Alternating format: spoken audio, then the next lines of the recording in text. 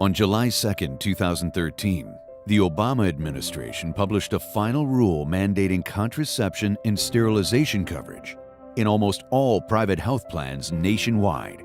The mandate includes abortifacient drugs. Catholic hospitals, schools, charitable organizations, and businesses will not be exempt from the mandate. Regardless of their values and beliefs, the government is now taking away the freedom from employers to provide benefits that are consistent with their consciences. It is a regulation issued under the new healthcare law. It requires everyone who buys a health insurance coverage for employees to include not only the full range of contraceptives, but also drugs that can act as early abortifacients. It allows an exemption for, say, churches and dioceses, but not for individuals who are religious or who run corporations or religious institutions that are not themselves churches or dioceses. And it says that if you do not provide these things in your insurance, that you will suffer fines that are in the millions of dollars a year for a lot of people. What the government has done with this mandate is to take away insurance companies and employers and individuals freedom to choose not to have these objectionable services provided to them and their children, including their minor daughters. It's a classic violation of the First Amendment.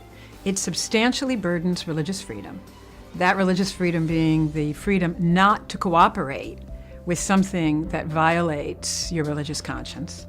And the government doesn't, under the current First Amendment law, have the requisite compelling state interest to force employers to violate their religious freedom.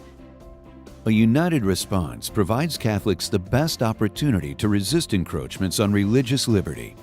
The Catholic Benefits Association is helping Catholics to defend their rights. The Catholic Benefits Association answers so many of the problems raised by the HHS mandate. First of all, it provides solidarity among Catholics to stand up on the legal issue. Those who can't afford individual lawsuits will be able to pool the costs of that, which is terrific. Number two, they'll be able to take strength from one another. If they only listened to the media, they would begin to think that there were no other people like them in the marketplace that wanted to resist this. Number three, it provides access to insurance experts, legal experts, and ethical experts, all together dialoguing about what is healthcare in line with the faith. That is all the good stuff about supporting human flourishing, rejecting all the bad stuff.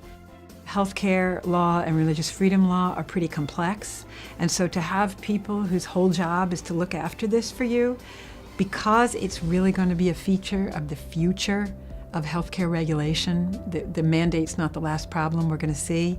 It's really going to be important to have someone speaking out for all religious actors in the future in the Catholic faith to stave off these kinds of threats.